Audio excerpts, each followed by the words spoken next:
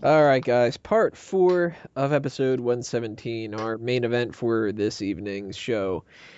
We haven't done a top rope list in a while, and we're rolling out the Royal Rumble stuff, ending that stuff. So let's kind of make everything come to a head here. Batista's Royal Rumble wins pissed off a lot of people. We're included into that. Some people are more upset about it than we are, though. And that was getting me thinking about how this is one of those years where it doesn't seem like there's that much positive feedback for the Royal Rumble. But Royal Rumble is pretty awesome, and we've had awesome victories in the past. So why not do a top rope list of our top 3 favorite Road to WrestleMania Royal Rumble victory setups that have happened in the past? Basically, what I factored in for my choices here were the build up to the Royal Rumble, the person who won, because if the person sucks, then that obviously hurts it. How that person won, uh, what happened at WrestleMania with their title shot, and eventually how that all came to play and the repercussions that happen in the future, all the consequences that happen as a result of all that kind of stuff. I actually did 5, 2 of them for number 5 and number 4. You can read on smarkoutmoment.com. We're going to focus on the bottom rope, middle rope, and top rope, like we usually do here. And let's just start breaking it down here. We're going to go with bottom ropes first, and then we're going to cycle back around, go middle rope, and then top rope instead of going all 3 for each particular person. And Peyton, let's start off with you. What is your bottom rope, your number 3 favorite? Well, for my number 3, I'm going to go with someone who I think is an absolute unexpected person to see in a Royal Rumble, and even more so, an unexpected person to see win the Royal Rumble, Mr. McMahon. Yes, in 1999, there was no bigger thing going on in wrestling than Austin versus McMahon. Steve Austin already had won 2 Royal Rumbles in a row, and he seemed like he was dead set to get that third one in a row and get the hat trick. However, Mr. McMahon told him that there was no chance in hell. Actually, that was probably a different year. He said no chance in hell. Or was it 99? Do you know? Anybody? I think it was 9. Might have been 99. Either way, those two ended up starting the thing off. The whole lead up to it was absolutely awesome. Vince McMahon training with his son, lifting pieces of wood, chasing chickens, lots of good fun. I thought the whole thing, while it overshadowed the rest of the Rumble, I still think it was a very fun Rumble to watch. How they battled up into the popcorn vendors and the bathrooms, leaving Austin for dead. Vince McMahon strutting down, going on commentary. Eventually, Austin reappearing, and those two being the final 2 in the end to settle it all down. And McMahon being the one to come on top. I thought that was great storytelling. It's a shame they didn't find a way to figure that out working into WrestleMania for McMahon to be in the match. Or maybe it's not. I take that back. Never mind. I'm what, done. what, like a handicap match or something like that? No, just a regular one-on-one. No, I'm bullshitting. I'm done. Tell me to stop talking, please. Stop talking, Peyton. Wigo, what's your bottom rope? That goes for the Royal Rumble 2010. That was Edge when he made his return, being the 29th, I think it was the 29th entry, after coming off an injury and winning the whole thing. I had no idea that he was going to come back, so it was really exciting when it happened. I'm a big Edge mark. He's probably on my top 5 favorite wrestlers. And getting to see him and Chris Jericho duke it out at Mania. The match was a little underwhelming to my expectations, but it was still a solid match. And the end game of it was Edge turning heel again, pretty much after Mania with that awesome spear promo. All right, my bronze medal is going to be something that people are going to go, wait, what? After all that stuff that we've talked about in the past, it's Batista in 2005. Um, One of the things that I really liked about that, now I wasn't watching wrestling at that time. That was right around the time when I started to watch it again. Actually, no, it was not. That's the next year. I'm getting ahead of myself. But Batista in 2005. What I really liked about this was the final 2 people were Cena and Batista. 2 guys who were really rising the ranks and became those 2 guys that should be the future of the company. It's very similar to the 1994 Royal Rumble with like Luger and Bret Hart, two top guys. Now Batista wasn't a babyface like Luger and Hart, where Cena was a babyface by the 2005 Royal Rumble, but that's a moot point because he did turn babyface in the end. With two top babyface guys who are popular with the fans and the company really likes, and they're going to be set up for the future. So having those two be the final two is a good final two. And then they do that same kind of thing with 94 where the two guys go over the top rope. It wasn't as good as 94, but, it's still pretty decent. And they had that funny part with Vince McMahon, injuring himself. I was going to say, that's the only reason you like this. But they took the idea of this popular guy like Batista and they put him in the Royal Rumble winner spot. And it made sense not only for being that promotion to the main event, but it also gave somebody like Triple H a worthy opponent for WrestleMania.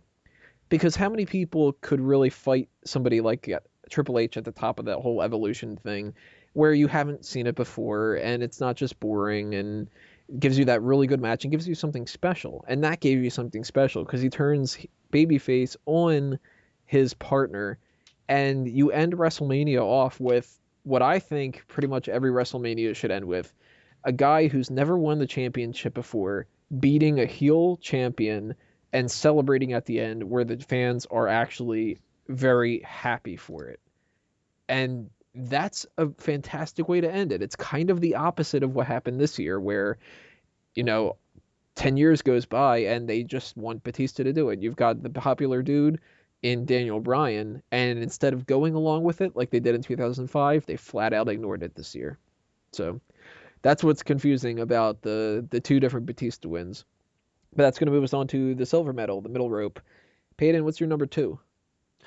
Number two for me is going to be from the year 2007. I, like you, had just freshly returned off of my hiatus from watching wrestling, and there were no two bigger names to me at that time than the ones who I was big on when I was watching wrestling before going on hiatus, The Undertaker and Shawn Michaels.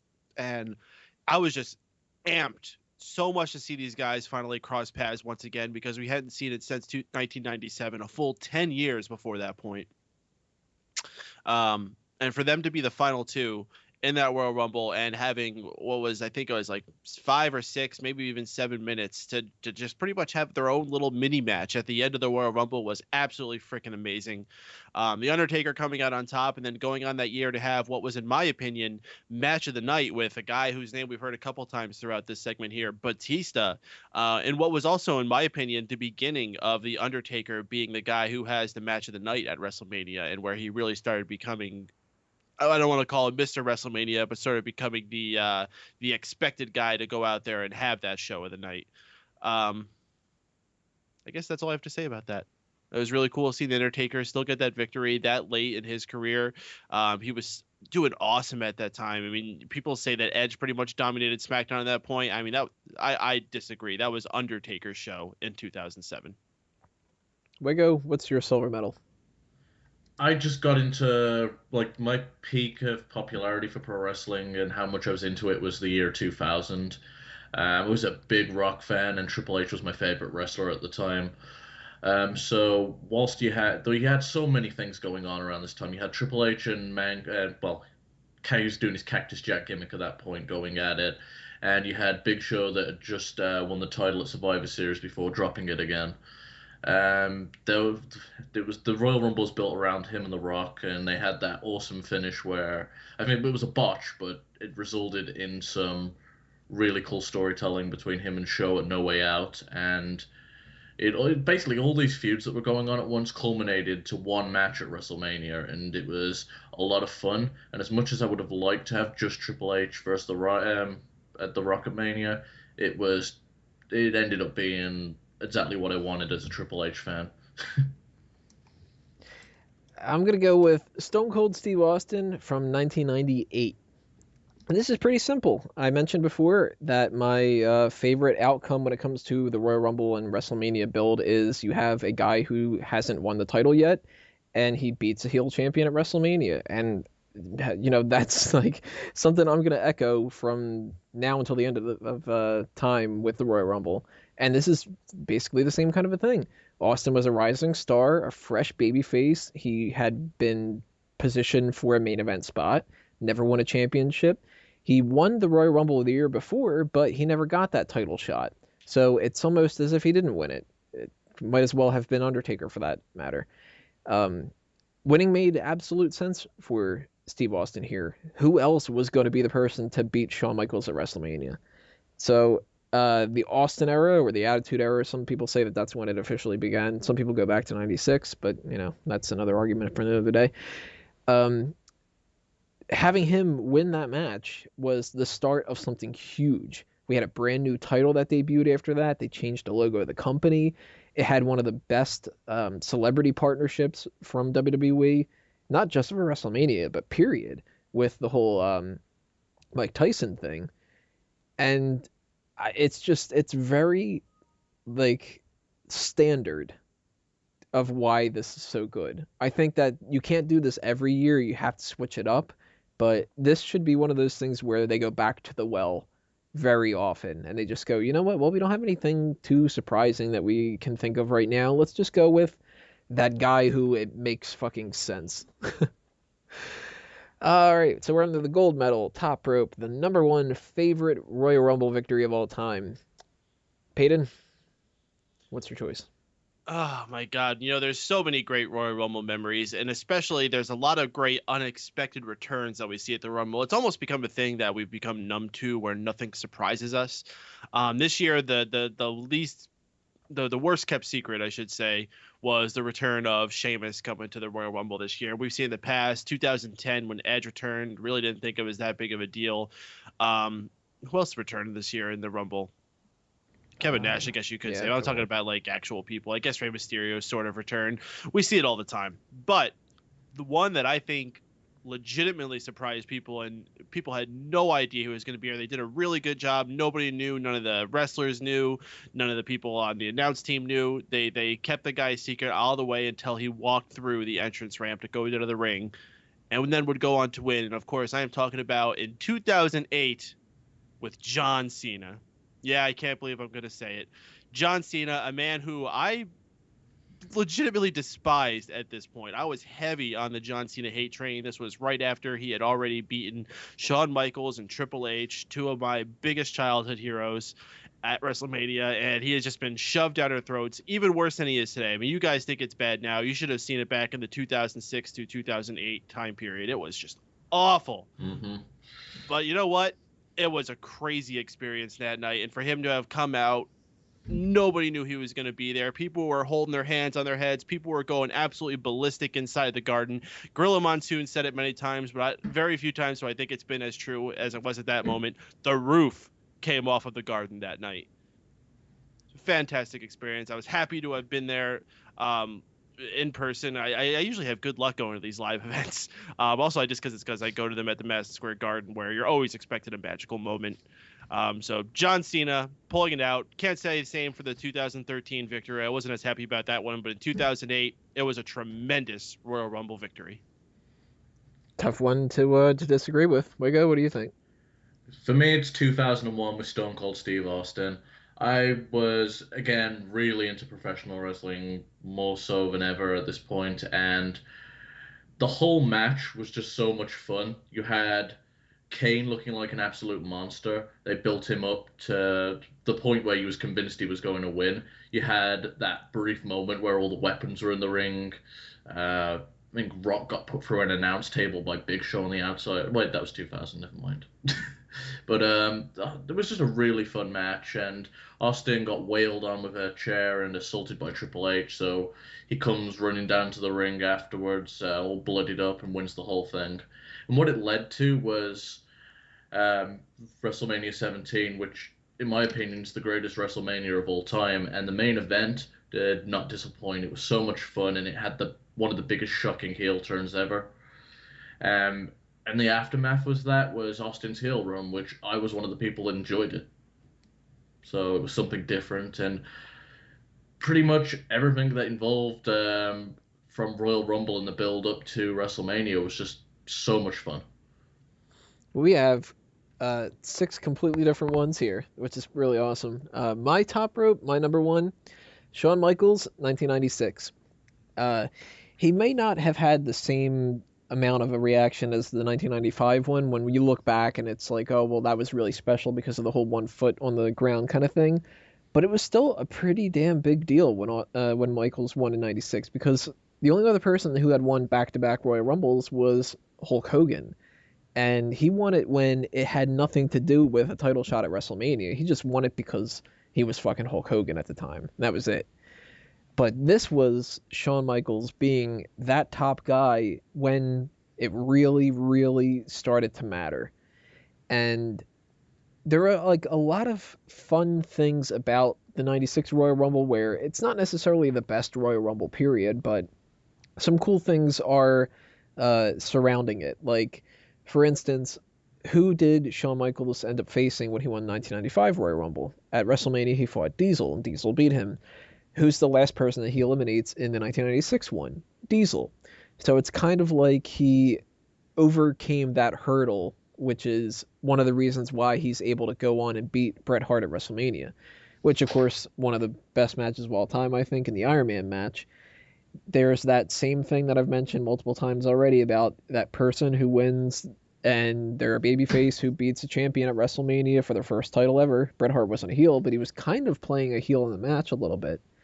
Uh, so the boyhood dream comes true, that whole thing. And there's just something about the 1996 Royal Rumble that it's a huge nostalgia thing for me. One of the things that like always sticks in my memory about the 96 Royal Rumble was I could not for the life of me at the time when I was little find a tape of it. This is going back to tapes. We didn't have DVDs then. Uh, I had maybe two places in my area that I could rent a tape from. You know, like Blockbuster wasn't around all the time. Netflix hadn't come out yet. None of that stuff.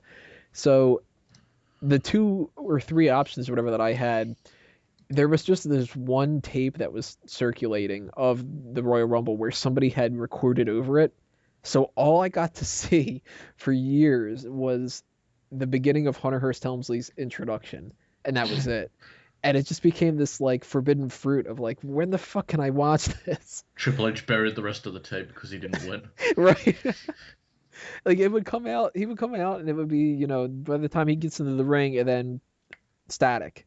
And it drove me nuts, especially because Shawn Michaels and Bret Hart and The Undertaker were always my 3 favorites of all time. So I wanted to see how this happened. And, you know, you could see some different kind of like recap stuff at WrestleMania, and you could see different tapes of like the best of Shawn Michaels where they would show different parts of it, but they never showed the Royal Rumble.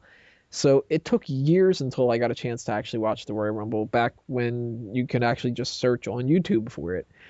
And that nostalgia thing comes flooding back to me every single time that I watch it.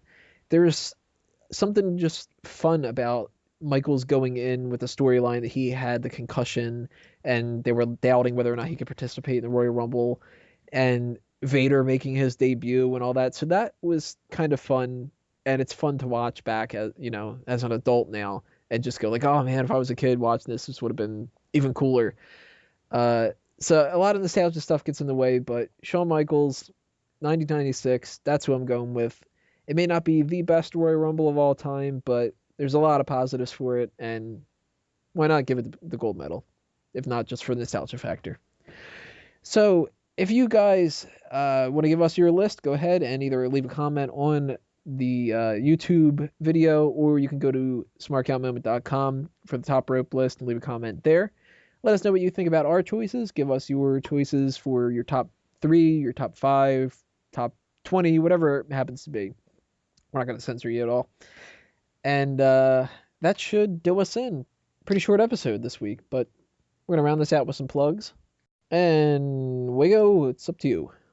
February 23rd, check out Addicted to Anime as we cover and review Full Metal Alchemist and Full Metal Alchemist Brotherhood, including the movie Conqueror of Shambhala. Check out the Facebook group, which is facebook.com/addicted anime fans. And check out the Twitter, which is at Addicts to Anime. Also, check out Unanimous Decision MMA, UDMMA, and you'll find everything. Facebook.com/UDMMA, at UDMMA for Twitter, and UDMMA.com. You're getting like to the point where you're being like sing-songy with UDMMA. Have you noticed that? Nope. It's getting more so like UDMMA, UDMMA, UDMMA. When you have said UDMMA so many times, you kind of have to do something with it, or you just get monotone with it. UDMMA. Peyton? Well, stay tuned for Beethoven's Fifth Symphony. UDMMA. UDMMA. Man, that Beethoven, he really messes things up, doesn't he? Oh, yeah. Oh, well. Yeah, I heard he did Miguel's plugs. Check out my We're all very tired today, you can tell. No, I was just doing my best, Miguel. No, seriously. Check out Mega Powers Radio, megapowersradio.com, facebook.com/megapowersradio, youtube.com/megapowersradio. Specifically, join us every single Monday evening following the conclusion of Monday Night Raw, where all of us here gather together. Few other personalities join us as well, and we invite y'all to call in for the NPR Raw post show, where we talk about every single thing that happened on Raw and whatever the heck else is on our minds that evening. It's a live show, so you never know what the heck is going to go down. Maybe Bill Clinton will call in, maybe JD will call in and say, however, anything can happen. Rootin' tootin'. Tootin' Mike Peyton might make a special appearance. Yeah. Maybe the intro song will be done by Beethoven. Maybe we'll talk about Naoma. All right, guys. Next week, our main event. We're actually going to have two main events. We're going to have the monthly mailbag, so send in those questions if you have anything that you want to know about us. And we're also going to be debuting a brand new segment called The Spot, which is kind of like a marry, fuck, kill. But we're going to be doing two editions of that. The winners of the spots for the Elimination Chamber, and the 5 people that lost a chance to get into the Elimination Chamber. What we're going to do is we're going to break them down. Who should be, if we had to pick one person for each spot, who should be a main eventer, an upper mid-carder, jobber, and who should get fired. So that'll be really interesting. And we're going to have, obviously, the normal hot tags, and we're going to bring you everything else that we normally do next week. For this episode, and for Mike Payton, and for Stephen Wago, I'm Tony Mango. This has been another Smark Out moment, and we're being counted out. 5,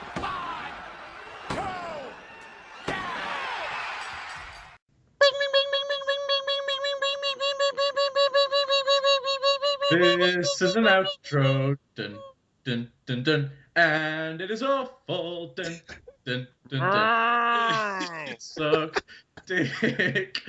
And I can't do this for shit. They're gonna want Drew back.